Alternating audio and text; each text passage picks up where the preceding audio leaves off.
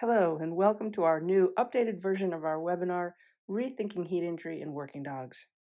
I'm Dr. Janice Baker with Veterinary Tactical Group, and I'm excited to bring you these updates since our last version was recorded in 2020. Now, our original version of this was recorded in 2015, and since then we've had over 5,000 people view our webinar.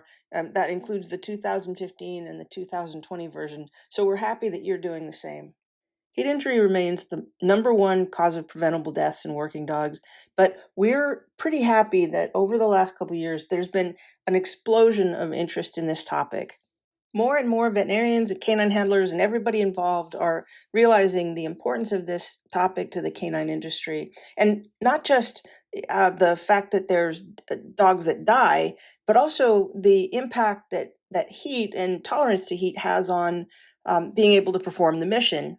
They're getting up to date and keeping up to date with all of the new studies and information that's coming out that really kind of busts the old myths about canine heat injury that turned out not to really be true, but are so hard to let go of.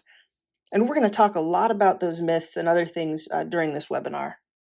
So the first thing we need to do is look back at the definitions that we've used for years to define heat injury and talk about how that's changing and why. The classic definitions, and these came right out of the U.S. military's Military Working Dog Handbook for handlers, and it said that heat stroke was 106 and over, heat exhaustion was 105, and heat stress was 104. So those are the classic terms that we've used for years: heat stress, heat exhaustion, heat stroke. What we've come to understand over about the last 15 years is that heat injury in dogs can't really be defined by the body temperature alone. There's just too much variability between dogs based on their fitness and acclimation to the ambient temperature. That means that some dogs will have a severe heat injury at 104, 105 degree temperature if they're out of shape, if they're not acclimated at all. And other dogs might be fine at 108. And looking back on these studies of exercising dogs that were just sort of buried in the literature and nobody was reading them, we found that in multiple studies, dogs that were fit and exercising were getting up to 107, 108 in these studies and not having any problems. That was just routine for them.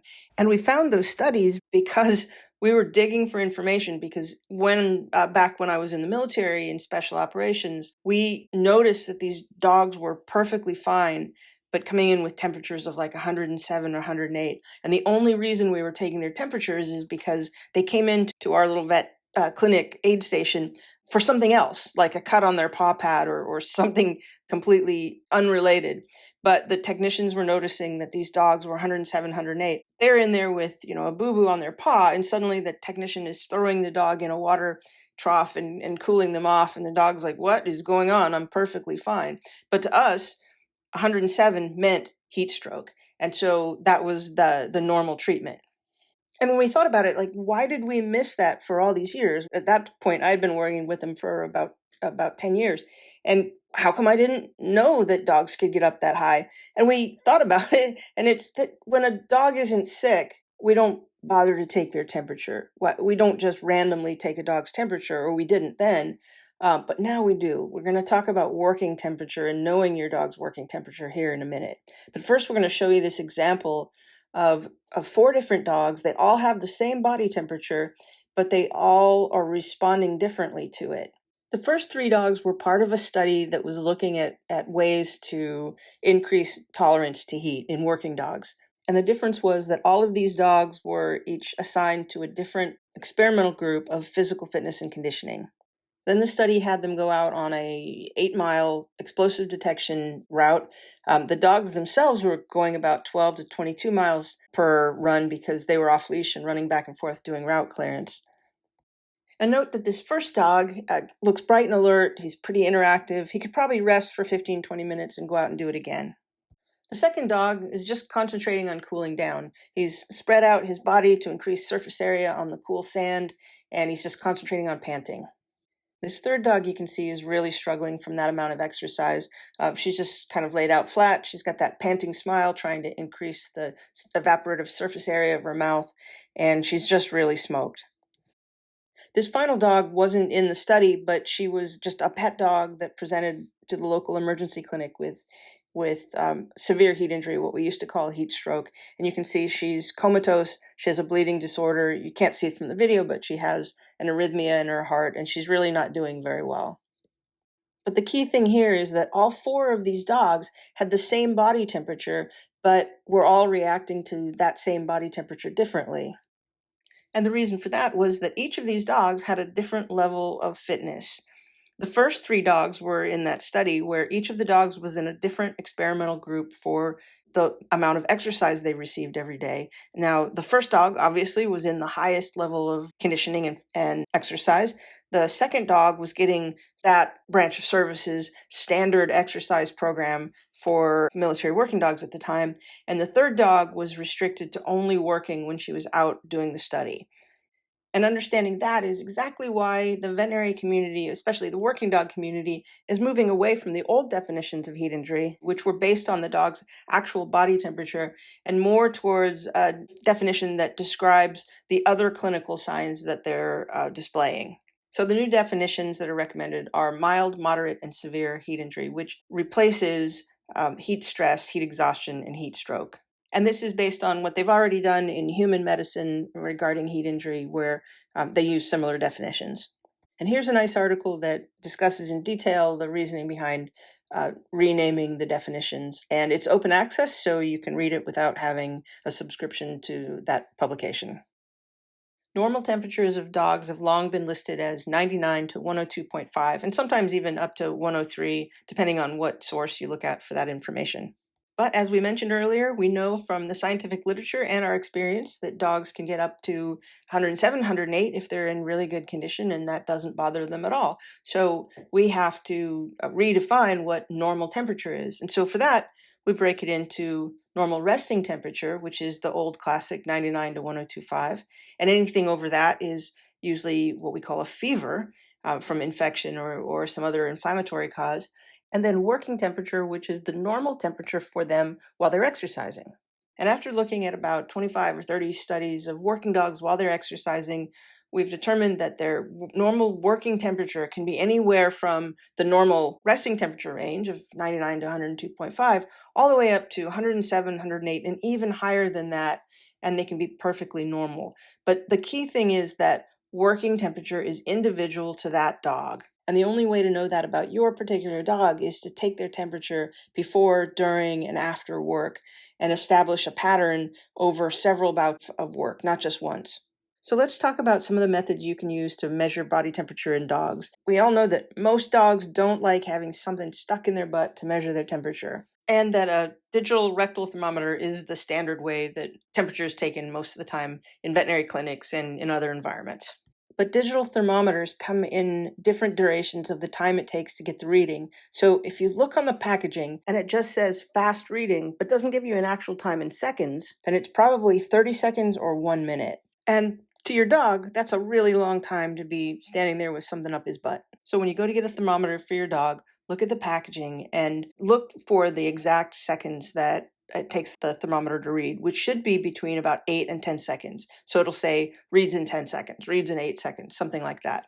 And one of the other common methods out there is the ear thermometers or auricular thermometers. And the problem with them is they just aren't really that accurate. And that's just due to user variability. You have to have it in the same spot each time to get an accurate point-to-point reading. And also they're meant to read the tympanic membrane or the eardrum. And you just can't get it to point that far down in a dog without really jamming up the dog's ear. That's going to be just as uncomfortable, if not more, than a rectal thermometer.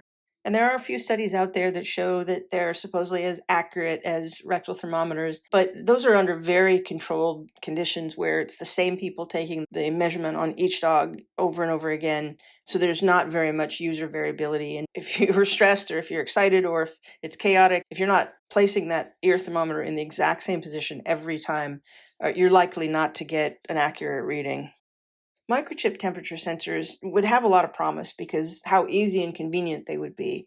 They're going to get a microchip anyway for identification, and these temperature sensing microchips are combined with the ID one, so they don't need a second one to read the temperature. But the problem with that is they haven't really been studied a lot in dogs, especially in to look for the effects of like direct sunlight or cold air, or snow, or water on the skin. And one study in 2007 looked at microchips compared to digital rectal thermometers and the ear thermometers and some other things. And they tended to read low compared to the digital rectal thermometer. And we're just not sure yet. So we can't rule them out, but we can't really say that they're great and accurate because they need more testing.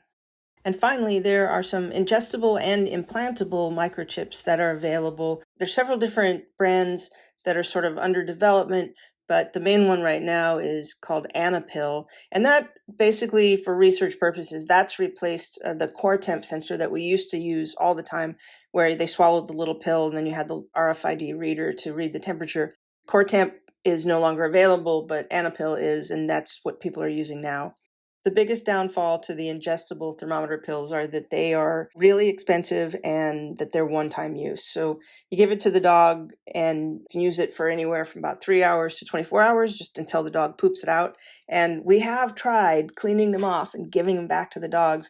And then we get these crazy temperatures of several hundred degrees. So we know that that's not physiologically possible. So they're basically one-time use and very expensive. But they are sort of the standard in thermoregulatory research in dogs. So if you're doing research with these, or if you're getting your own dog's working temperature, you have to be aware of that letting them drink water will drop the temperature down. So if you see anything down below normal, like 99, you know that it's probably the effect of water. Now, we get around that in research by allowing enough time for the pill to pass out of the stomach into the intestines, and then maybe even verifying by ultrasound or x-ray before we start collecting data. But if for whatever reason you don't do that, which some studies don't, you just have to know to recognize when that outlier data is there and the temperature is abnormal. The dog probably drank water, and just cut that data out of the data set. There's also these really cool implantable thermistors. They're different than microchips in that they're a bit bigger and they have to be surgically implanted. It's just a small incision in the skin. They're put under the skin and they read the temperature and sometimes even other vital signs. These are a little harder to find commercially. You can find them from laboratory animal supply stores, and then there's some other companies that have made them available for research purposes or sort of development use, but hopefully they'll be on the market and readily available soon. Now let's talk about thermoregulation and its definitions and what it means to your dog. Thermoregulation is just the body's attempt to balance heat production or gain and heat loss. So they produce heat by exercising, and they can gain heat from the ambient temperature and environment and from solar radiation, so the sun shining down on them. And the more work they do, the more exercise they do, the more heat they produce. The more heat they produce, the harder it is to keep cool. And they mainly keep cool from panting. So up to about 103 degrees Fahrenheit, dogs can lose heat pretty equally from panting or radiation, which is just heat flowing off of the body, convection and conduction, which is where they contact a cool surface or there's cool air passing across the dog. And those are the main ways, all four kind of equally, until they get to about 103. And after that, the main method of heat loss or thermoregulation in dogs is panting, right? They don't really sweat like we do to keep cool. And then obviously, the hotter the ambient temp is, the harder it is to keep cool because they have to rely on this heat gradient. So the difference between the heat of their body and the temperature outside of their body. So in this schematic here, the dog on the left has a body temperature of 105. He's moderately hot, just doing his normal work. And the outside temperature is 72 degrees. Now, don't take this as if it's 72 degrees outside, the dog is 105. That's not what we mean here. What we mean, this is just an example of the dog is moderately hot and it's a pretty mild day outside. There's a bigger gradient between 105 and 72 than there is in the second example, where the dog's temperature now is pretty hot. He's gone up to 108, but the outside or ambient temperature is 95. There's less of a gradient or less of a difference between 108 and 95 than there is 105 and 72. In the example of the 72 degree day, there's a 33 degree difference between the dog's body temperature and the ambient temperature. In the example of the 95 degree day, there's only 13 degrees difference between the dog's body temperature and the outside temperature. And think of the dog's body temperature as this great big cumbersome rock that he has to roll down this hill. If the hill is really steep, it's a lot easier to roll that rock down the hill. If the hill isn't very steep, or if it starts to get flat, then it's a lot harder to push that rock down the hill. And think of a day where the outdoor temperature is actually hotter than the dog's body temperature. And now that's like pushing that rock up a hill. And that's exactly what we see when we see heat injury cases where the dog was confined to a vehicle or a crate or something, where they're not even exercising. It's just that the outdoor temperature is so much hotter than they are that eventually they can't overcome that heat load with panting. And that's when heat injury occurs. And the normal pattern of heating up or thermal stress can start before the dog even starts working. There's been a few studies that looked at anticipation of work or dogs watching other dogs work and showed that their temperatures can get just as hot just by watching other dogs work and the anticipation of doing the thing that they absolutely love to do. In this video, this young dog is getting ready for training, and she is anticipating because she's getting her gear on. And also, she's watching somebody get the bite suit out of a vehicle and walk in front of her with that bite suit. And you'll watch her sort of track that with her eyes and jump up and down because she's really excited. This dog's temperature was almost 106, and she hasn't even started working. And by some guidelines that say you have to stop the dog's work at 104, 105, this dog wouldn't even get to work at all because she started out higher than that guideline. And here's something that's really important to know is that even after they've stopped exercise and stopped working, their body temperature can continue to climb. So this chart is from a study that we did on search and rescue dogs' body temperatures through different phases of work. So there was waiting to work, where they had to stay in a crate and watch another dog do the work. Then there was working, and following the work, there was recovering from work, where they were in a crate in their vehicle. And this study showed that for an average of 6 minutes after they stopped working, the dog's body temperature continued to climb. So you're not in the free and clear just because your dog hasn't had a heat injury, but you stopped work. You have to continue to monitor to make sure that the dog's body temperature starts to decrease. And once it starts to decrease, if your dog's not showing any clinical signs, then that's probably a good sign that your dog's okay. And this is just one of many studies that show that dogs' temperatures continue to climb after they've stopped exercise. And what are the signs you're going to see when they start to get heat injury? Now, all of the textbooks and old handbooks and manuals and things like that will say excessive panting, staggering, stumbling, bloody diarrhea, collapse, seizures, and shock. And that's true. But if you see these signs, heat injury has already occurred. So the only time these signs are really helpful is once it's already happened, you've got the dog to the vet or the dog has died, and you're trying to figure out why the dog died. And the analogy that we've used for years is that if you get hit by a bus and you wake up suddenly and you're lying in the road and you have tire tracks on your body and broken bones and you probably have internal bleeding, you probably should go to a doctor because it looks like you got hit by a bus. But the better approach to this is that if you walk where buses travel, know how fast they go and how hard it is for them to stop and how wide they turn and what it sounds like when a bus is coming and what a bus looks like from far away, rather than waiting until you get hit by the bus and diagnosing the fact that you've been hit by a bus by seeing the tire tracks on your body. So what we think is a better approach is, instead of just looking for those classic signs of heat injury, look for the signs of increasing thermal stress. And now thermal stress is normal in dogs. It just means that their body temperature is heating up either from the environment or from exercise. So it's perfectly normal, especially in exercise, until it gets to a certain point. And what point is that? Again, that's dependent on the dog and their fitness level and their acclimation to heat. The most common signs of increasing thermal stress in dogs are pretty common, and you've all seen them, even if you haven't realized that. Most of you will recognize these straight away when we list them here. So shade seeking, for example, we've all seen those dogs that have gotten tired and they've gone to trot off underneath a tree or in the shade. And it doesn't have to be the shade of a tree or an object. It can actually be the shade of yourself. And there's a drawing there that was taken from an original photograph that shows this dog lying in the shade of their handler. That was a real incident that we witnessed, that this dog, they were working in a shoot house and they kept posting up to get ready to go in the shoot house. And the dog kept sort of scooting around to the other side of the handler, and the handler wasn't really watching the dog. He would pull on the lanyard, it was attached to his belt, and pull the dog back to the side that he wanted him to be on. And we saw that happen over and over until the trainer that I was with pointed out, like, look, that dog is standing in the shade or resting in the shade of his handler. And we took the dog offline for a little while and cooled him down, and he went back to work just fine. But I thought that was a pretty astute finding or observation on the part of that trainer.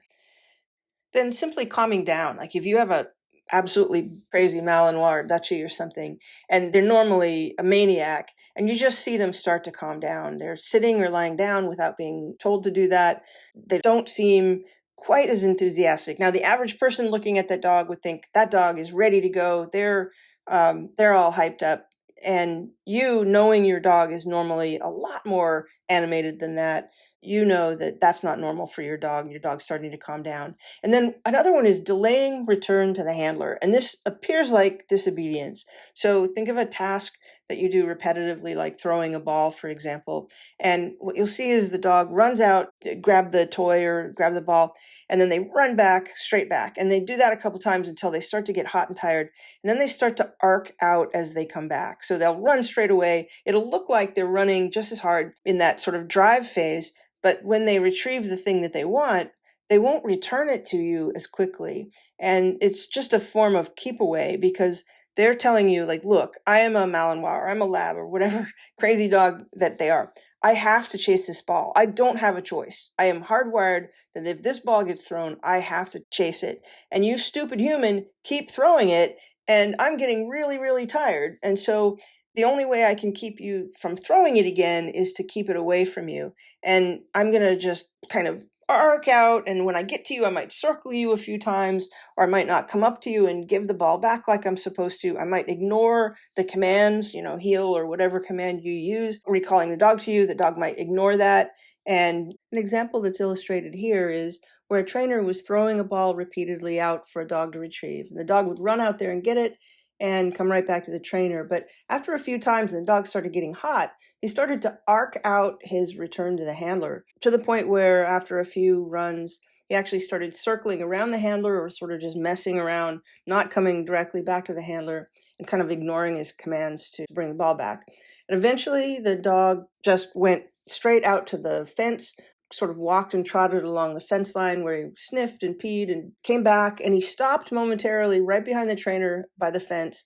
The trainer walked up and the dog had spit the ball out of his mouth because he's panting pretty hard. The trainer reached for the ball, but the dog immediately grabbed the ball and trotted over and stood by the gate and looked at the dog truck like he wanted to get in there. So he threw the ball one more time just to illustrate what would happen for me. The dog went back for that ball, did that same pattern, and laid down by the fence. The trainer went to pick up the ball that time, and the dog just ignored him. The dog looked away, didn't have anything to do with the ball, had uncontrolled panting. And that trainer pointed out to me that first the uncontrolled panting and the fact that the dog was refusing his reward toy, and that was the sign that we absolutely had to stop and cool the dog down. And that leads us to the next thing on this list, which is the self-out of reward objects. If that bite sleeve or that ball or that Kong is the dog's most favoritist thing in the world that he'd never give up, if you see the dog willingly give that up, that's a sign that they're getting really, really hot. They don't want to play this game anymore. They get stuff out of their mouth so they can pant effectively. Now, I think we probably all know that one dog that won't spit it out and would just keep going until he fell over and died. So that self-out might not be helpful in that dog, but you have to see these other signs to know that this dog is starting to really get hot. That's a sign that they're getting really, really hot. They don't want to play this game anymore. They get stuff out of their mouth so they can pant effectively. Now, I think we probably all know that one dog that won't spit it out and would just keep going until he fell over and died. So that self-out might not be helpful in that dog, but you have to see these other signs to know that this dog is starting to really get hot. And one that's not on this list, but I think is the very most important because this is the dog's basic final warning to you that they're getting too hot, and that's the uncontrolled panting. So it's not on this list here, but we do have videos of it coming up in just a second. So here's a good visual of the changes in the panting smile and the tongue length over time. So the first dog has been trotting for about 5 minutes. The tongue's still back behind the canine teeth. And in the second one, that's the same dog, the tongue is starting to flatten out and has gone beyond the canine teeth. And the third one, it's a different dog, but a good visual. It shows that the tongue is flat and floppy and really long, and also that they're retracting the corners of their mouth back to try to widen the area, the surface area for evaporation that will carry heat out of the body. And this is a great video showing the same thing in a hunting dog. You can see that his tongue is really long and flat, and he also has what we call uncontrolled panting. And this slow motion version shows you just how floppy that tongue really is. And this little dog here is scratching at the surface of the hot sand and trying to get to the cooler sand below it. And he's also laying himself out to increase the surface area to conduct heat from his body into the cool sand. In this one, we throw the ball and the dog kind of does this double take, like, are you kidding me? Like, does a little circle. He gets to the ball, he's tired, so he stumbles, but he picks it up and he brings it back. He's not running as fast coming back as he was going out, and he blows right by me. This is my dog. He had an excellent recall, and you can see he blows by me with the ball. Instead of bringing it to me, I chirp to him to get him to recall. He immediately turns around and comes back to me, but he blows by me again, and he does it a couple times, and finally takes the ball over into the shade and drops the ball. Now, what's not shown in this video, because I put my phone down, was when I walked towards him to pet him and reward him and stop the exercise, he thought I was going to grab that ball, and he grabbed that ball up in his mouth and ran into the trees to play keep away. And this dog here is clearly showing that he got the toy, went into the shade, and when the handler gives him another toy, he comes up and gets it because he's a Malinois and he has to do that, but he instantly plays keep away and goes under that bush to keep it away from the handler.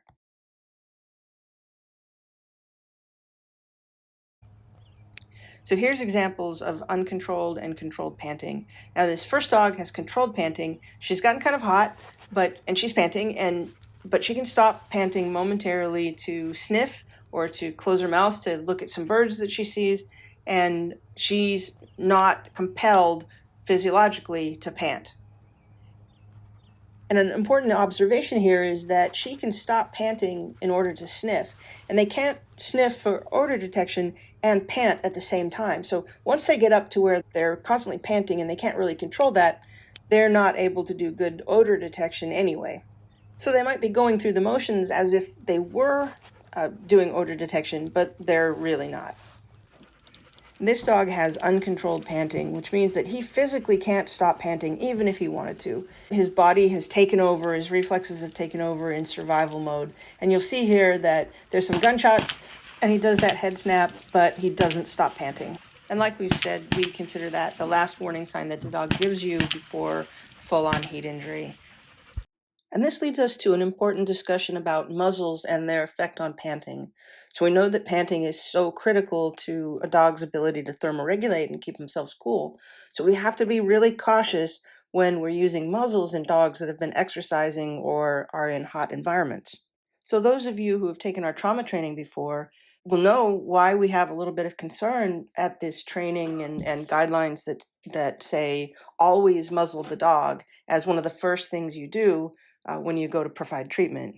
Take the example of a dog who was running to apprehend a suspect and gets injured in the process, and the guidelines say always muzzle the dog. In fact, in the March protocol from a lot of veterinary guidelines, it starts out with M2. So March being massive hemorrhage, airway, respiratory, circulation, head injury, hypothermia, and then E for extremities, eyeballs, everything else. So the M2 at the beginning of the veterinary March protocol means muzzle the dog and then massive hemorrhage. And if you've got a dog that's already hyperthermic or hot just from exercising and he's been injured, and then you throw a muzzle on him, well, not only are you taking away his ability to get oxygen that he needs for his injury, but you're also decreasing his ability to cool down, or you're basically stopping his ability to cool down, and the dog's temperature will shoot way up. So you had a chest injury, now you have a chest injury plus a heat injury. So when you look at this schematic here that shows the effects of different kinds of muzzles on the dog's ability to open their mouth, another thing you have to notice is that they also can't let their tongue hang out, and that is so important to evaporating that water that carries the heat out. And so it's very, very important in being able to keep cool is not only for the dog to open his mouth, but to let the tongue hang out. What we recommend then to carry as a general muzzle is an adjustable muzzle like this one here from Direct Action Canine. Uh, the first thing you notice is that the fabric covers the canine teeth even when the muzzle is completely open. So they can pant normally, their tongue can hang out, but if the dog were to turn and try to bite you while you're treating him, you get just that little bit of edge to get away because the really bitey part, the canine teeth, are covered by that fabric. You might get a little nip, but it'd be a lot safer than if there was nothing there. And then when you go to do something that's really painful or you think you need some extra protection, you adjust that strap that's across the muzzle. It closes the mouth completely. As soon as you're done with that real painful part, you can release it again and let the dog pant. And that's an alternative to having to take the muzzle off, put the muzzle on, or use some other method like tying the leash around their muzzle or something like that. Bottom line is just be aware that if you put a muzzle on the dog, it doesn't matter what kind of muzzle other than these adjustable muzzles. It doesn't matter if it's a wire basket muzzle or like a leather mesh muzzle or a full faceplate muzzle. It doesn't matter because if their tongue can't hang out, they can't pant appropriately and they're going to start to heat up. As we all know, it's better to prevent a heat injury than have to deal with it after it happens. Canine heat injury prevention spans 3 specific phases, and that's strategic, operational, and tactical. Strategic planning for heat injury prevention is mainly long-term planning, including physical conditioning of your dog. Operational planning for prevention is more mission-specific risk assessment, like weather assessment. It's not happening right now, but it's about to happen within the next week, 2 weeks, or you're getting ready to go on a deployment. So being aware of the weather, being aware if your dog is acclimated to that amount, and this hasn't been scientifically studied, but the parameters that we typically use when making recommendations is if you're going to deploy to an area that is 15 degrees hotter or 15% higher humidity than the average from the last 2 weeks of wherever your dog was housed, then that dog is more at risk for heat injury, and you just need to be more careful and more aware, allowing them rest, intermittent cooling, and all of the things that we're about to talk about in tactical prevention. Logistical support means that you have the supplies and resources to wherever it is you're going to go. If you're deploying, for example, that you'll be able to keep the dogs cool when needed or have adequate rest areas, shaded areas, things like that. And so that's part of the logistical planning for a mission that you're about to go on. And that can also apply to day to day if you're based in a town or community and work your dog there, knowing within your community that kind of support, a place to cool your dog down when needed, a place to rest your dog, where can you park your vehicle that's in the shade, for example. It can change rapidly. Something that you had set up in the past suddenly isn't available anymore. So sort of like that near-term planning, 1 week, 2 week out, making sure there's going to be a really hot spell coming up. What resources do we have in place that we can use to keep the dogs cool when needed? So planning for veterinary support in the case of emergency is also critical, not only when you're deployed, but in your own town. And the key thing here is knowing that not all veterinarians are capable of fully caring for a severely heat injured dog. Your local veterinarian, you go there, they're going to start cooling the dog down, put an IV in, might give them antibiotics and things. But there's a critical test called a coag test or PT-APTT, which tests for clotting factors in the dog's blood. And those are abnormal in dogs with severe heat injury, and that indicates that the dog needs additional treatment, such as transfusion of plasma for replacing the clotting factors. So if they don't have that test, they don't know that it's abnormal, and they might not even have the plasma to treat it, which is critical in severely heat injured dogs. So part of veterinary planning for heat injury in the operational phase is knowing the veterinary clinic that's closest to you that's also capable of providing critical care for severe heat injury. And that might not be your local veterinarian. And finally, the tactical phase of heat injury prevention is boots on the ground or paws on the ground. What things are you doing right now as the dog is working to keep them cool and not only just prevent heat injury, but to basically extend their endurance and extend their usability during whatever task it is that you're performing. So the three main things that you can do there are typically work rest cycles or rotate dogs out to allow dogs to rest and cool down. Intermittent cooling, even if they're not too hot, don't wait for them to get too hot to cool them down. And then that constant behavioral and physical assessment, looking for those warning signs of heat injury. And of course, you're going to take their temperatures as well. But as we've mentioned earlier, the temperature alone isn't really that good of a predictor of heat injury unless you know what the working temperature typicals are for that specific dog. When you're doing your planning and risk assessment for each individual dog, it's important to know the overall risk factors for heat injury.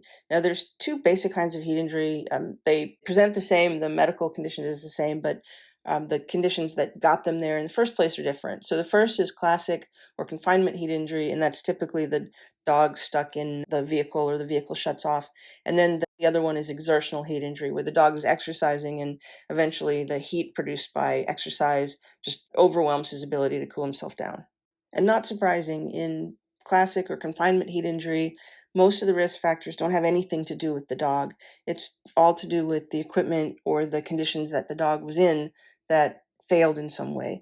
We know from one study that we did several years ago that of the dogs that we had a lot of information on, the vehicle had an engine failure or a mechanical failure. So engine shuts down, that shuts down the AC, that shuts down the alarm, that shuts down everything that is there meant to keep the dog cool.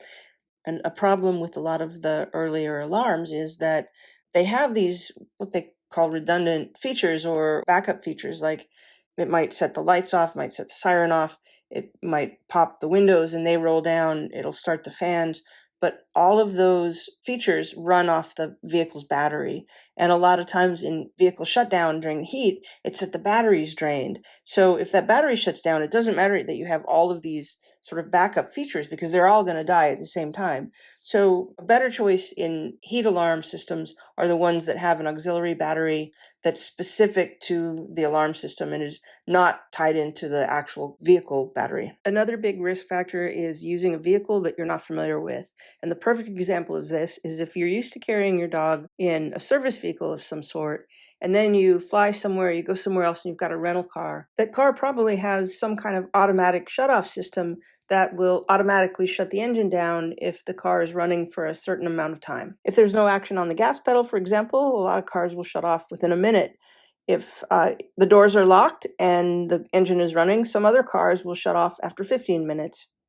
And you can imagine how devastating that would be if you're doing everything you're supposed to. You've got the engine on, the air conditioning is blowing, you think your dog's safe, but because of the way that this vehicle operates and has the automatic shutoff, you don't realize it, and the car shuts off with your dog inside. And in really hot environments, when there's sunlight directly on the vehicle, the temperature is up over 85, 90 degrees. The inside of the car can get 120, 130, or even more. And that can be fatal for the dog within as little as 15 minutes.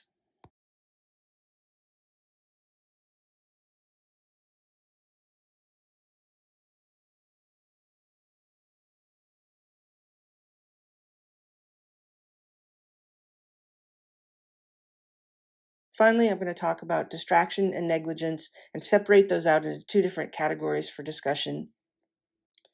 If a handler gets distracted and forgets that their dog's in the car, maybe it was dark outside at the end of a shift or something, and they haven't realized that it got light outside, that's distraction. It's still their fault. And I hate to talk about fault, but they're still responsible for the welfare of the dog.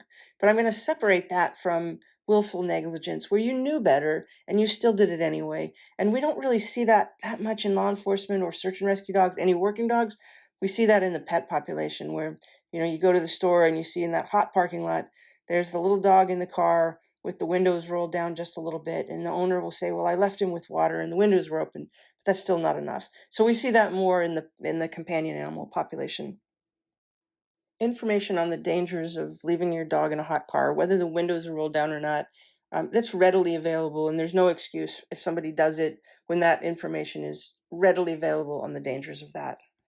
And this is in contrast to distraction, where the handler simply forgets that the dog's in the car or doesn't realize that the it was night when they parked the car and the dogs in the car, and now it's daytime, and they just don't realize it because they're distracted. And what we found with these cases is that by far the most of them occur after a night shift. So maybe that handler had to work all day and then they got called out again at night. They've worked all night and they're really tired, and they come back to the base or the station, wherever they're working out of, and they park the car somewhere where it's dark so the dog is safe inside the car. They go inside, start working on whatever, paperwork at the end of the shift, and they don't realize that the sun's come up. And in places like the Southwest or the Southeast where, it can be 90 degrees at night, but it doesn't affect the dog so much. The dog's safe because the sun isn't barreling down on the car. But as soon as the sun comes up, within 15 minutes, 20 minutes, the car is an extremely dangerous environment and can kill the dog. And these events seem to occur because of a combination of things. And one is fatigue. Even if you're working a standard night shift and you're not working all day and then having to cover night, it's well known that even on night shift, people are more tired than they are on a day shift, even if they're doing it consistently. And then the second is that distraction at the end of the shift where, the dog's outside in a vehicle and you have to go in and, you're only going to be in there for a minute, but then things start adding up and time goes on and you don't realize that time has passed or that it's become light outside. And there's no one size fits all solution to this, prevent this from happening, just because of the different operational environments that everybody works in. Potential fixes for this might be having like buddy check systems where you have to check in with somebody when you get home or wherever you are to ensure that your dog has been put away or is in safe conditions. But even systems like that can fail because what if they get distracted? What if something goes wrong there and we don't communicate like we're supposed to? And another thing is to make it okay for your neighbors or public citizens to approach you and say something about your dog being in the car. I know we get annoyed with that. We kind of want them to just go away. But in the worst case scenario, they might be the one that saves your dog's life. So make it okay. If your neighbors see that your dog's in the car, if they have your phone number, come knock on your door or something, don't get irritated with it, because if you get irritated with them one time, they're probably never going to do it again. And that might miss that opportunity to save your dog. So our recommendations for preventing classic or confinement heat injury, mainly don't rely on alarms or the air conditioning to stay on, right? We know too often that these can fail. Frequent visual checks if possible, and the one good recommendation is every 15 minutes at least. And if it's like 95 degrees outside, that's probably not even enough time in between checks. And certainly be more aware of this after long shifts like night shifts, because we know statistically that's when it's most likely to happen. Risk factors for heat injury due to exertion or exercise is almost entirely due to the dog. Probably the most common risk factor for heat injury is a rapid change in the ambient temperature or rapid change in the temperature that the dog is used to working in. And that includes humidity. So if we're saying temperature, also include humidity. And we've mentioned already that one of the planning factors is to take the average high temperature and average high humidity of the last 2 weeks that your dog's been in and look what the temperature and the humidity is going to be tomorrow or whenever it is that you're expecting to work, today, tomorrow, next week. And if there's an increase in 15 degrees Fahrenheit or 15% humidity, then your dog's more at risk. Now, we haven't scientifically studied that. We've got a lot of sort of incidental data on that, a lot of experience on that, and we really need to study it further. But from experience, it seems to be 15% is a good gauge to work with. And here's a great example of how it depends on the dog and what the dog's acclimated to. The dog on the left is a sled dog, and he's been running, he's really hot, and he's showing the exact same behavior as the little dog on the right. The difference is it's about 5 degrees Fahrenheit in the sled dog picture, and it's about 85, 90 degrees in the picture with the little black lab. Both of these dogs have reached a limit of their ability to tolerate that heat, and they're actively trying to cool themselves down. That sled dog is used to sub-zero temperatures, so even at 5 degrees Fahrenheit, which we would think is really cold, that dog has reached his ability to tolerate that heat. And it's probably 15, 20 degrees hotter than he's normally used to. Same thing with that little lab. He's acclimated to about 75 degrees Fahrenheit. So here on a 90-degree day, he's reached his top ability to tolerate that heat, and he really needs to cool down. Long periods off work, which goes along with being overweight or recent weight gain, a lot of times that happens when the handler goes out for 2-3 months for their shoulder surgery or their knee surgery or something. It can even happen if you go on a vacation and the dog is put in a kennel and is not being worked. In military dogs, a lot of times that's the handler goes off to a school. The handler goes to kennel master school for 11, 12 weeks. And that's a long time for the dog not to be worked. During that time, the dog not only loses fitness, but they also might gain weight because they're eating the same amount, they're just not exercising as much. So those two risk factors go together. And there's some different guidelines based on the dog's needs, but in general, we recommend that if you're not going to be working your dog, if your dog is going to go from their normal working routine to kennel rest for any reason, they've been injured, you're out for some reason, they're going to be out for longer than about a week, cut their food down by about a fourth. That's not going to really help anything in the physical conditioning aspect, but it will help prevent some of that weight gain. As we've already mentioned, muzzles can really restrict their ability to pant. So if you're doing muzzle work specifically, like muzzle fighting, be very aware that the dog is exerting themselves about as hard as they would if they were doing bite work, but they're not getting the benefit of being able to open their mouth or let their tongue hang out to pant. So you have to be really careful and make sure that you intermittently take off the muzzle, cool the dog down, and make sure they're doing okay. We have seen a lot of heat injuries that occur immediately after the dog does muzzle work. So literally run up, start doing the muzzle fighting with the decoy, and as soon as the handler takes the dog off of the decoy, the dog staggers back and collapses. And there are some special medical problems of working dogs that can lead to heat injury, but we're not going to really cover that much here because most of the time those dogs have already self-screened out for performance problems. But specifically laryngeal paralysis, which is where the vocal cords don't function properly and they get floppy and loose and cover the trachea when they shouldn't, and they're not able to retract them open to breathe, you'll start to hear like very, very raspy sound to the dog's breathing, and generally later in life, 7, 8 years old. But if you see that and you seem like your dog is sort of heat intolerant, that's definitely warranting a visit to the veterinarian for evaluation. We've mentioned acclimation to heat and humidity a couple times already, but let's talk about it in more detail here. So there's an argument about which is better for the dogs: ambient temperature or outdoor kennels where they're constantly exposed to the outdoor environment, or climate-controlled kenneling. And the argument for the climate-controlled side is that based on human studies, if the physical being can rest in a cooler environment, they tend to have a better recovery and are better suited to work the next day. There just really hasn't been any scientific study on this matter, but I think there really should be because it's such an important topic to working dogs. Common sense tells me and personal experience tells me that the more time the dog gets to be outside in that environment, like in an open air kennel, then the more acclimated the dog will be to that environment. And there's been some research on something called heat shock proteins, which are proteins within the blood and the body that seem to respond to heat stress and physical conditioning. And they may be a good marker for knowing how acclimated the dog is or adaptable the dog is to hot environments. We really don't know yet. They're still working on it. They've got a lot of promise, but we really don't have a practical application for that yet. So it's not like a test you can get from your vet to check on how well your dog is doing or how suited your dog is to tolerate heat. But it's got a lot of promise, so we're going to keep our eyes on it.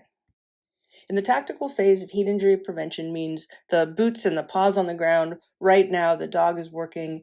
The main two things you're going to do is first recognize the signs of thermal stress and provide active cooling in between bouts of work, stopping the dog to cool him down, even though he isn't showing signs of heat injury yet. We know that if you intermittently cool dogs down between bouts of exercise, that increases their endurance and they can work longer and they stay cooler overall. And here's a pretty practical way to do that in the field. Starting the day off by filling it up with ice and water. Carry this around with you in your vehicle, and you'll have access to this whenever you need it. What we're going to do is we're going to take our sponge, our sponge soaked with ice cold water. We're going to take this and we're going to rub that into the dog's fur. Okay. Once that one is empty, right, put that back in. Now we take our other soaked sponge, and continue the process. We're not going to get just the back, okay? We want to also get into the armpit or the pits. Go for the stomach. There you go. And she's even cooling herself down by having a drink of the ice cold water, which is totally fine. Okay, whenever that sponge runs out of ice cold water, we're gonna grab another one and keep going. Okay, and you can do this with your dog standing. Also, you don't have to wait until your dog is actually overheating to actively cool them like this. Studies show that if you cool a dog down to baseline right after they work, they're actually able to work for longer and harder throughout the day. So you get a lot more work out of your dog if you keep them actively cool throughout the day. There's a lot of question about whether things like electrolyte supplements or subcutaneous fluids administered under the skin prior to work can help keep the dog hydrated and help prevent heat injury. There have been several studies on electrolyte supplements in dogs, and none of them really show a positive benefit to supplementing electrolytes while the dog's actively working. Specifically, there has been no known benefit shown to improving working dog performance, and also no evidence that it prevents heat injury in dogs. But a tricky thing about science in general and veterinary medicine specifically is that when we say that there's no evidence to support something, that could be because it's just never been studied. There have been a handful of studies where dogs, active working dogs or agility dogs, were given electrolyte supplements, and then things like their blood and their urine and other vital sign parameters were monitored. And think about electrolytes as things like potassium have to stay within a very narrow range within the body. And if they don't have an abnormal level, their normal level, and you give them extra, the body will kick into overdrive to get rid of that extra. So they would give the supplements, and by the time they would take the measurement, the blood or the urine, there was no evidence that the electrolytes, the levels actually raised in the dog. And there's a lot of reasons that could be. And one of the reasons is that the body could just say, hey, I don't need this, and this is dangerous for me to have this extra. I'm getting rid of it. The other thing could be the methods that they use to test for it, to test for changes. They just needed to use different methodology to see any kind of appreciable change. Another thing is the product itself might not contain what the label says it has. Now, we already know that in human supplements, those aren't regulated very well, and there's been several cases where some pretty prominent brands turned out to not really have in those supplements what they said they had. And that's likely the case with a lot of these supplements for animal use as well. It's not regulated really at all. But in a lot of those studies, the scientists were doing their due diligence and they verified the contents of the supplement before they did the study. So why else could it be that when they gave the supplement to the dog, there was no real changes? And what hasn't been studied a lot, and just a couple times, is the effects of supplements on actual performance. And there's some studies here and there in very small amounts of dogs or small numbers of dogs where these dogs seem to run a little bit better, faster, or whatever, but it hasn't really been repeated. So it's one of those things that we're going to keep our eye on it, but we're not really going to buy into it yet until we can validate it a little bit more strongly. There was one good study a couple years ago that compared 4 different hydration strategies in working dogs, and one was just drinking water alone. Another was an oral electrolyte solution. Third was a chicken flavored broth that would potentially encourage the dogs to drink it because it was yummy. And the fourth was subcutaneous fluids. Now, the one downfall of that study, it was a great study, but the one downfall of that study is that just to be safe with the dogs, they allowed them to drink as much water as they wanted during the course of the study. So they weren't isolating each of those methods because all of the dogs were also allowed to drink water, which complicates it a little bit, but it's still a good study. And what they found was that the dogs drank more water if they were given an oral electrolyte solution or the sub-Q fluids, which is interesting. You'd think if they were more hydrated from the sub-Q fluids, they would drink less water. But the researchers concluded the extra electrolytes in the body must have told the body, hey, you either have to get rid of this extra electrolyte load or drink more water to dilute it out so it's back to physiologic levels. So as a means for encouraging the dog to drink water, both of those methods seem to work. And drinking water alone was, if they only drank water, they drank less water than if they got those other supplements. So How do we apply that practically? Still working on it, but it was an interesting study and it was the first of its kind. So we're pretty happy that they did that. So the concept of preloading with sub-Q fluids, I think the first time I ever heard of it, and the first time I did it, was right after 9/11. So I was stationed in the military district of Washington, which covered the Pentagon and the military bases surrounding that. And our dogs went from working, 2 or 3 hours at a time, riding around in a nice vehicle, to working 12-hour or longer shifts. And they weren't always drinking like we'd like them to. So we started giving them sub-Q fluids before they worked in hopes of keeping them hydrated through their shifts. And my understanding was that the veterinarians covering the dogs at the World Trade Center at Ground Zero were doing something very similar. Soon after that, when we were deploying dogs to Afghanistan and Iraq, we started using that technique there and seemed to have good luck with it. It was very safe. We gave thousands of dog doses of it over several years. Never really had a complication other than I remember one dog finally kind of getting fed up with us doing it every day and he acted a little sore, so we stopped doing it to that dog. But no infections, no long-term problems. There was a big discrepancy. This was the special operations community and we had a lot more leeway to do things with the dogs, but the conventional army side, they were fully against it. And that has led to two factions in the world of people who are against it and people who are for it. It really depends on what you have access to. Do you have access to fluids? Do you have veterinary support with you? What does your agency or your organization think about it? Does it help? I think it probably helps. It's like drinking some water before you go out to work and making sure you're hydrated when you go out to work versus trying to play catch up. But not a lot of scientific evidence on this other than that little bit of evidence that came out of the study that I just mentioned. But there's no real evidence that it improves performance or that it prevents heat injury, only because nobody has studied that specifically. We do know that over the years, this technique has spread to other communities of working dogs, search and rescue community, other working dogs, especially in sort of austere environments where they can't really guarantee that there'll be safe drinking water over a long period of time.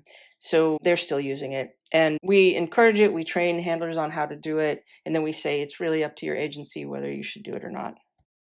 There are a couple other things that are commonly employed to help prevent heat injury, and one is work rest cycles.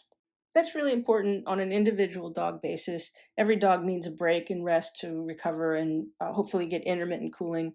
But the problem with those on an organizational basis or a team basis is that no set chart of work rest cycles is going to work for every dog on the team.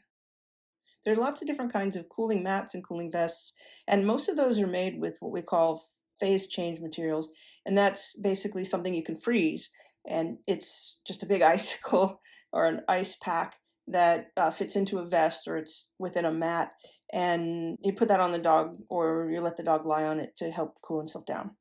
The other type of cooling vest out there is what's called an evaporative vest, and that's just some kind of material that when you get it wet, it holds the water for a little while, and that acts as a sink for the heat to be transferred from the dog's body into that water. And one study did show that the evaporative cooling vest kept the dogs just slightly cooler when they were wearing it compared to when they weren't. And there are a few studies that show a beneficial effect of wearing some kind of cooling vest. One of those showed that dogs that were wearing an ice pack cooling vest, so a phase change cooling vest, while they were running on a treadmill, so they were actively cooling while they were working, and those dogs increased their endurance by about 62%, meaning that they ran about 62% longer before they got to fatigue when they were wearing the cooling vest compared to when they weren't. And what about the effects of body armor on body heat in dogs? We know that in people, we increase our chances of heat injury when we wear body armor. And the main reason for that is that our main means of cooling is sweating. And when we put body armor on, depending on the size of your body armor compared to your body, you're covering up somewhere between about 25 to 50% of the body surface area that's used for sweating and evaporative cooling. But what multiple studies have shown in dogs is that when they wear body armor, they don't really get any hotter than when they're not wearing it. Now, they might get like a half a degree Fahrenheit hotter, and that's just because they're carrying extra weight. But that's not really clinically significant with risk to heat injury. And the reason it doesn't affect dogs so much is because they just don't rely on sweating as a primary means of cooling. So when you put that body armor on them and it covers a large body surface area, we're not taking away something that they were using for cooling. To wrap up our topic of heat injury prevention, our main recommendations are physical fitness and conditioning, being aware of and working with your dog's acclimation to the expected work environment, and finally, intermittent active cooling in between bouts of exercise or during the workday. And that very practical method of having a little cooler with ice water and some towels in it can also be helpful for cooling down a dog that actually has some degree of heat injury. If a dog does have heat injury despite any prevention efforts, the most important thing is to cool them down as fast as possible. Now, I know that's going to go against what a lot of you have learned, including what veterinarians and veterinary technicians have learned in the past. But the truth is that there's no actual evidence that cooling down, quote, too fast, unquote, has any bad effects at all. But still, there are a lot of ideas floating around out there on why people think it's bad to cool them down too quickly. And one of the most common things I hear people say is that you'll put them into shock. Here's the bottom line on that. If they have severe heat injury, they're already in shock. And by shock, I specifically mean the medical definition of shock, which means low perfusion or the blood isn't getting out to the vital organs and tissues like it needs to be. And another big reason that people say don't cool them down too fast is that they're afraid of overcooling the dog and the dog's body temperature becoming less than normal or hypothermic. A lot of people, including some veterinarians and veterinary technicians, have this fear of having them get too cold because they think that will increase their chances of dying. And those beliefs probably stem from way back in 1996 and 2004, when there were these two retrospective studies on heat injury in dogs that showed that if the dogs ended up at the veterinarian with a temperature that was either above 106 or below 99, so hypothermic in that case, they were less likely to survive. So that got misinterpreted as if the dog gets too cold, they're more likely to die. And there's a couple of things wrong with that interpretation, unfortunately. And the first thing is that those were retrospective studies, which means that they take records of dogs that have already had naturally occurring heat injury, and then they look back to find common factors. Then they analyze those factors to see if they can be consistently considered risk factors, or are they markers of prognosis, meaning that if the dog has that clinical sign, that helps predict whether the dog will survive or not survive. So what those two studies actually showed was just an association between low body temperature on arrival at a veterinarian and non-survival outcome. But what retrospective studies can't do is they can't show cause and effect relationship. Statistically, they just can't. They can only show associations between factors and outcome.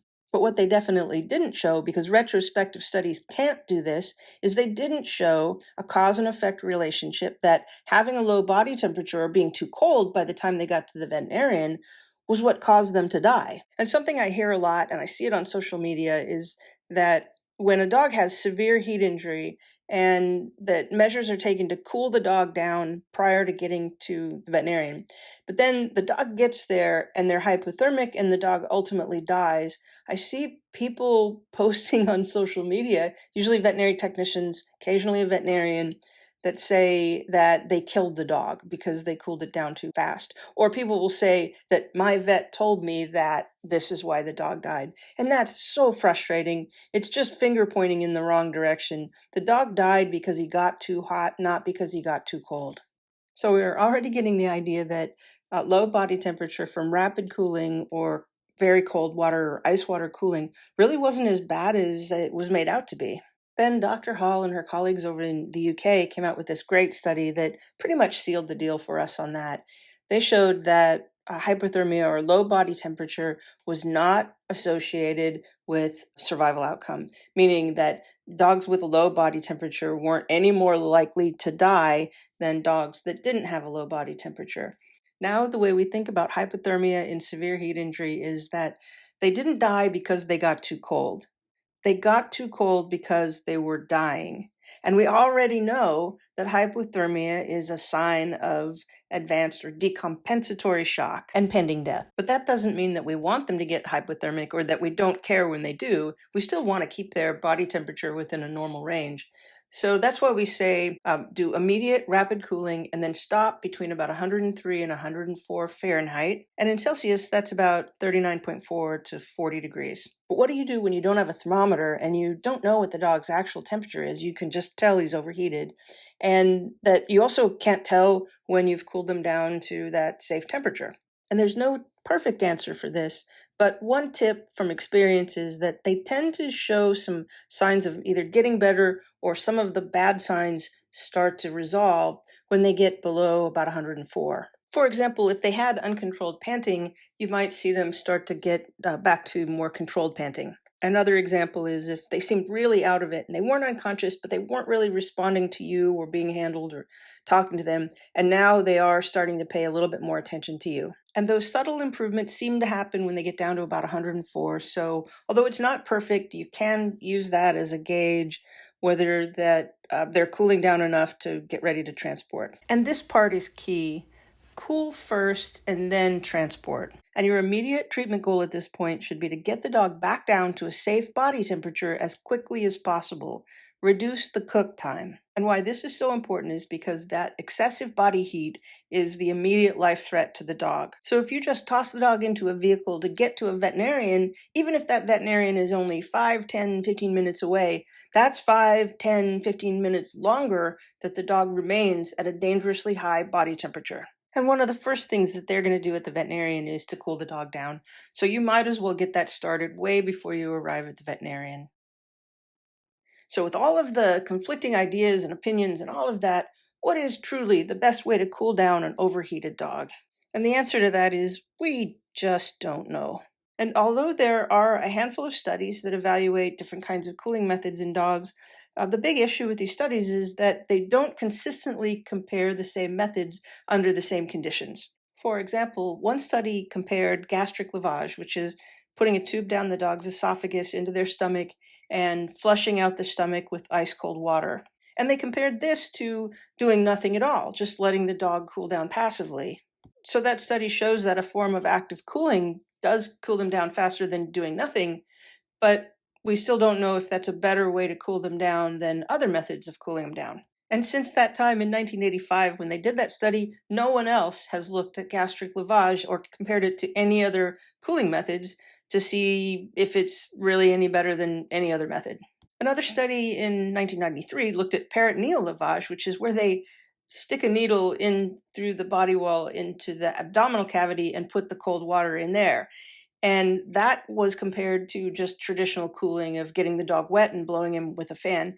And those methods were equally as fast. And since peritoneal lavage does take some training and skill and special equipment, and it's no faster than just getting them wet and cooling them off with a fan, then we can throw that one out the window. It's not really a practical method, and it's no better than at least the standard traditional way of cooling a dog down. A study in exercising military working dogs that came out in 2019 compared dogs partially immersed in a water bath compared to put in a crate with a cooling mat or put in a crate with no cooling method at all. And what they found was that partial immersion in that water bath, even though the water bath was about 86 degrees Fahrenheit or 30 degrees Celsius, they cooled down much faster in the water immersion than they did with the crate with the cooling mat. And that was probably because the dogs just stood up. They didn't want to lay down on it. And then obviously faster than the crate with no cooling method at all. And if you have to pick just one of these studies to read for yourself, this is the one you want to read. The authors give this absolutely plain English, understandable explanation of why water is so good at cooling. Even warm water in this case is because it has to do with how many kilocalories that water can absorb of heat or energy compared to other materials. So if you really want to get that scientific understanding of why this works without having to muddle through a bunch of scientific language, this is the study you want to read. And here we also emphasize that ice water or cold water cooling is fine. It's another one of those myths where there's no scientific evidence actually to support it. And fear of ice water cooling or cold water cooling, again, stems from that fear of getting them too cold, because we used to think that if they got too cold, they'd be more likely to die. And the other fear is that it potentially causes vasoconstriction, and people believed that if their peripheral blood vessels, the blood vessels out in their skin, were to constrict, then that would slow down cooling. But there's also no evidence that that's the case. There's only been one study in heat stroke dogs that compared the temperature of the water used for cooling with the rate of cooling. And that study, done all the way back in 1980, compared dogs that were cooled in ice water or very cold water, which was about 37 degrees Fahrenheit, and that's 1 to 3 degrees Celsius, to dogs that were cooled in what they called tap water, but that water was about 60 degrees Fahrenheit, which was 15 to 16 degrees Celsius. Now, our tap water in the United States is a lot warmer than that. I would consider 60 degrees cool water. But what they showed was that there was really no difference in the rate of cooling between dogs in the ice water and that pretty cool water, that 60 degrees or 15 to 16 degrees Celsius water. The rate of cooling was about the same. And then after that, anything above that 60-degree temperature of the water, they cool down significantly slower, like twice as long to cool down. That study had about 40 dogs in it, which is a pretty decent number as far as veterinary studies go. And it showed pretty clearly that if you kept the temperature of the water that you're using for cooling under 60 degrees, they had a significantly faster rate of cooling compared to anything over 60 degrees. There are two other studies on cooling methods in dogs that I think are really worth discussing here. In the first one, they compared placing alcohol on the paw pads to just partial immersion in a water bath, as we've seen in a different study. And they found that the alcohol method was significantly slower than the water immersion, which is what we saw with that water immersion compared to the cooling mat study. And the second study is pretty recent and is getting a lot of attention, and that's where they trained dogs to voluntarily dunk their head in cool water immediately after exercise. And that method, where animals are trained to help affect their veterinary care, is called cooperative care, which is a really cool idea. It's how they train zoo animals and aquarium animals and things like that to submit to a veterinary exam.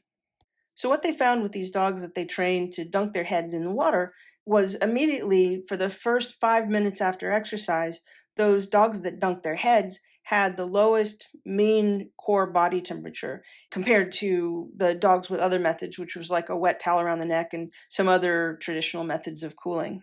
And the head dunking dogs also didn't show the expected continued rise in body temperature for several minutes after exercise was stopped, where in the dogs that had the other cooling methods, their temperatures continued to rise following immediately stopping exercise. But what they also found was that after 5 minutes, the dogs that did the head dunking, their temperatures went back up to over 103, and that took place over about the next 10, 15 minutes. They allowed the dogs to drink the water while they did the head dunking, and they did record the amount that each dog drank. And the question I have then is, what was the effect of drinking the water on the temperature, which is measured by a pill that the animal swallows in his stomach? And in the study, they didn't mention how they mitigated that, or if they threw out that data, which is the typical thing to do in those studies. You look for this abnormal drop in temperature from the body temperature that you expect, and you cut that part of the data out and don't use it because it's an artifact. And they did mention that that might have an effect on cooling in their paper, but they didn't mention anything about how they mitigated that artifact within the data. And since their mean body temperatures rose again after that initial 5 minutes when the head dunking occurred, I have to wonder how much the drinking water affecting the thermistor and artificially cooling it down, how much of an effect that had on their data. Still, a really interesting study that has a lot of promise, and it's really cool how they train the dogs to dunk their heads like that, but not completely practical if your dog isn't trained to do that or is not cooperative in doing that. As they showed in their study, some of the dogs, even when trained, they refused to do it, or they called them training failures. Which leads me to this really important point, is that it doesn't matter how effective the cooling method is if it's not practical. It has to be practical that anyone can use on any dog hopefully in any situation. We don't always have big water troughs out in the field. We don't always have availability of running water or electricity for fans, or certainly not gastric lavage and peritoneal lavage. And not every dog is trained to dunk their head. So the method has to be practical, has to be available, has to be portable if you're going way into the field. And the bottom line is, whatever you have available to you in the field, whatever's colder than the dog, use that. And here are some examples of cooling methods that you might be able to use in your working or training environment. And we've seen this one already. That's pretty portable, very practical. It's just a small cooler filled with ice water. And when we were doing this for the working dogs when I was in the military, we'd put them in the vehicles in the morning. They'd last on a hot day until about noon. And then we'd swap them out because the ice would melt and the water would start to warm up. So we'd fill them back with ice and water again and send them out for the training in the afternoon. These little kiddie pools can be pretty useful. A lot of dogs like to lay down in them, like this dog here. If they don't lay down, you just have to sponge the water over the top of them. But they're great for if you're working out of a base or like a training location that's stationary, because you work your dog and then you just take them right over the pool to cool down in between events of working. The good thing about them is they're really cheap and you can find them everywhere. So you can either deploy or travel to a location for training and just get one when you get there. And then when you're all done, if it's too big to carry home, if you're flying or don't have room on your vehicle, you can just donate it to somebody else or just toss it. Running water from a hose can be really effective as well. And the reason is that as the water goes across the body transfers heat to the water. And then that continued flow of water sort of washes away that heated water on the dog's skin and provides a new source of cold water. Here's an example of cooling that's happening in the clinic, but it's very similar to that field cooling method with the cooler full of ice water. This dog is starting to overheat because of continued seizures, unfortunately because he was exposed to cocaine. So here we're taking one towel out of that ice water, wiping it down over the dog, putting it back in that ice water to get cold again, and taking the other towel and doing the same. And that kind of combines the running water from the hose, as we're sort of washing away the heated water every time we use the towel. Also, the vet techs have placed that bucket of ice water right underneath the dog's mouth, so hopefully he's breathing in a little bit of colder air. Now, after a severe heat injury, the dog's ability to thermoregulate might be a little out of whack for a couple hours to a couple days. And even though the dog might look pretty good immediately after cooling him down, complications can arise within a few hours to even a few days following the initial heat injury event. So follow-up care with a veterinarian is really important, but specifically you want to go to a veterinarian that has certain kinds of capabilities, like critical care capabilities, 24-hour care, and specifically a test called a PT-APTT test, which tests for clotting factors in the blood. Because there's four main pathologies that cause dogs to die from heat injury. The first category is neurologic damage. The heat on the tissues of the brain causes the brain to swell and can cause seizures and other kinds of brain damage, and that can be fatal. And this is mainly treated by certain medications that reduce swelling in the brain and also medications to stop and prevent seizures. Brain swelling can be presumptively diagnosed by mechanism of injury and the clinical signs that the patient is showing. Ideally, it would be diagnosed by an MRI, but typically in veterinary medicine, MRI is only available at big universities or major specialty hospitals. So even very competent 24/7 emergency clinics typically don't have an MRI. The second is sepsis, or otherwise known as blood poisoning. So the heat kills off the lining of the intestine that keeps the bacteria inside that intestine, and then when that lining dies, it allows that bacteria to go backwards into the bloodstream and causes infection. Diagnosis of sepsis is done by a combination of physical exam and recognizing the clinical signs and confirming it with a test that's available in almost every veterinary clinic called a CBC, or complete blood count. And the main types of treatment for this severe kind of infection include IV antibiotics and other fluid therapy and other medications to help support the blood pressure, which can drop dangerously if they're septic. And most every veterinary clinic carries IV antibiotics and IV fluids. Damage from the excessive heat also causes coagulopathy, which is bleeding disorder. The damage to the clotting factors and platelets that are responsible for normal blood clotting leads to the dog bleeding out all over the place, into their brain, their lungs, into their open cavities in their body, and out to their GI tract. And what makes coagulopathy sort of the trip up problem compared to the other two of these three fatal conditions is that most clinics don't have the little machine that you need to run this test. Emergency clinics will almost always have the capability to run this test, but general practice clinics usually have to send it out to another laboratory, and they don't get the results until the next day, and that's going to be too late for your dog because you want to get ahead of this problem and start treating it before the bleeding actually starts. And it can be detected early before the clinical signs of bleeding actually start because that test will show that the clotting times, or the time it takes for the blood to clot, is actually elevated. And the specific treatment for that is to give a transfusion of canine fresh frozen plasma, which will replace those damaged clotting factors. And if you don't have that test available and you have to wait until you see the clinical signs of bleeding, you're already behind the curve and it might be too late. So if you do have a heat casualty dog that you have to take to a facility that doesn't have that testing, which includes most military clinics, have a strong plan of where you're going to go to get that testing, or preventively have the ability to give that plasma.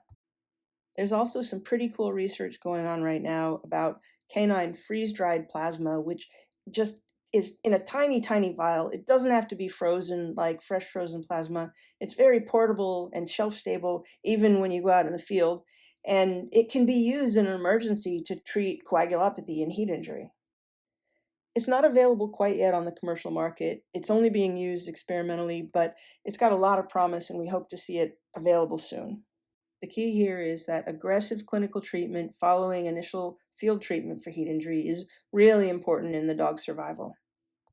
Most of us have heard at some point that once a dog has heat injury, it's more susceptible to heat injury in the future. And that stemmed from what we used to believe about humans with heat injury. So, long time ago, decades ago, it was thought that if a person got a heat injury, something got rewired in the hypothalamus, which is part of the brain. And so, this brain rewiring somehow made them less tolerant to heat or less able to thermoregulate in the future. Thus, they were always more at risk. But in the human medicine side of things, they eventually found out through various studies that that wasn't really true. Nothing about the heat injury condition itself and what it did to their body actually made them more susceptible to it in the future. Somewhere along that timeline, though, we started saying the same thing about dogs, that if a dog has a heat injury, something gets rewired in their brain and they're more susceptible in the future, even though that had never actually been studied in dogs. But when the human medicine folks decided that that wasn't really true in humans and they stopped saying that, we didn't exactly get the memo, and we've been saying it ever since. Fortunately, some recent research in a large group of dogs showed that there really wasn't an association between prior history of heat injury and the risk of it happening in the future. So basically, fix the risk factors that you believe led to the heat injury in the first place. Was the dog not very physically conditioned? He was out of shape? Was the dog not acclimated to that work environment and he had that sudden change in ambient temperature or humidity? Or did he have medical problems? Was he working in a muzzle? Whatever it was that you believe led to that heat injury in the first place, fix that, and then it shouldn't be a problem in the future. That doesn't mean that the dog is somehow immune to heat injury in the future. What it means is that there's no reason to believe that the heat injury incident itself made the dog more susceptible to it in the future. Just fix the problem or avoid the problem, deal with that problem that led to the heat injury, and the dog's no more at risk than it was before. And here's what we recommend as a plan to return to duty after a serious heat injury.